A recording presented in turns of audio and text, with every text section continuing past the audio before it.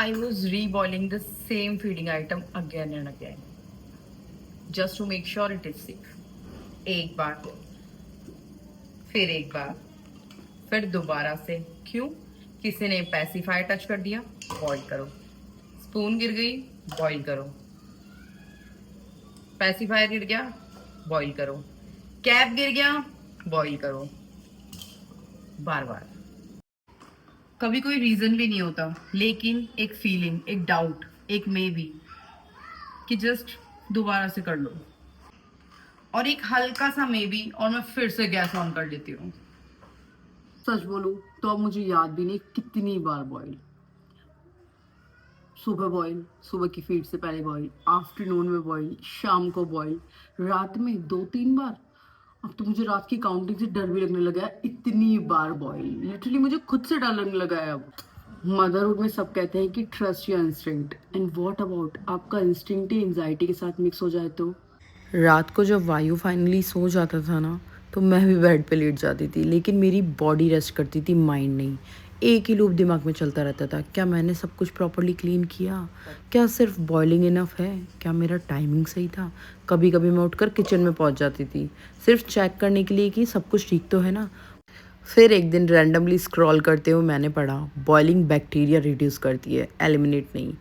मैं वहीं फ्रीज हो गई. रिड्यूस मतलब जितनी बार भी मैं बॉईल कर लूँ श्योरिटी नहीं है.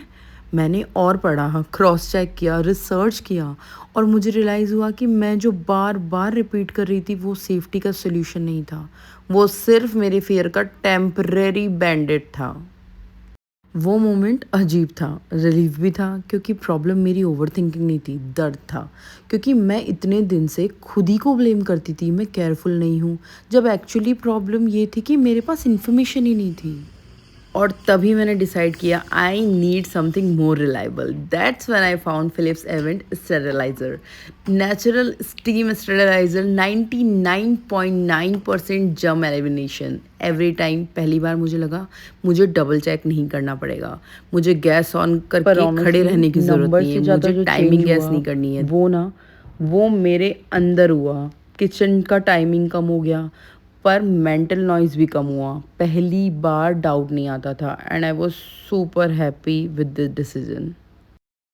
And finally, I was so relieved that thank God I chose this, and it made my life so easy. Now, finally, I can have more me time. Let's go. कभी कभी हम motherhood में overdo नहीं कर रहे होते हैं, हम होते हैं अंडर सपोर्टेड. जो एंजाइटी मैं दिन रात कैरी कर रही थी ना, वो मेरी एंजाइटी नहीं थी, वो मेरी टेंशन नहीं थी, वो था मेरा लैक ऑफ इंफॉर्मेशन. और जब सही टूल मिल जाए ना, तो आपको रियलाइज होता है आप कितना एक्स्ट्रा बैगेज अपने कंधे पे ढोके चलते हो. आज भी मैं कॉशियस हूँ, कंफ्यूज्ड हूँ, बट कामर हूँ. और एक काम मदर बेबी के लिए सबसे बड़ा कंफर्ट होती है. अगर आप भी बार बार बॉईल कर रही हो जस्ट बिकॉज आपको लगता है कि थोड़ा और सेफ हो जाएगा, तो रुको, पॉज करो इस वीडियो को, सेव करो और भेजो उन मदर्स के पास में जो अपनी एंजाइटी को ही अपनी सेफ्टी समझ के बैठी है. Guys, there is a better way. Philips 2x better jump protection versus boiling. Infants fall illness versus traditional boiling. Based on multicentric real-world survey by IQVIA, I-20 participants, 4 Indian cities, July-August 2025. Individually, results may vary.